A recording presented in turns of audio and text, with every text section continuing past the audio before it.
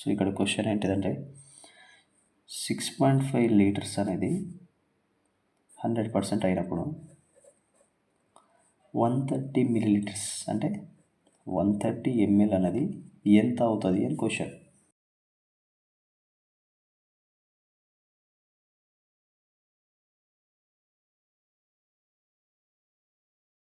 ఇప్పుడు 130/1000 లీటర్స్ అనేది ఎంత పర్సెంట్ మనం కనుక్కోవాలి. సో ఇప్పుడు క్రాస్ మల్టిప్లై చేస్తే ఏమొస్తుంది, 130/1000 ఇంటూ 100 మళ్ళీ బై 6.5. సో దీన్ని ఎట్లా సింప్లిఫై చేస్తే తెలుసు.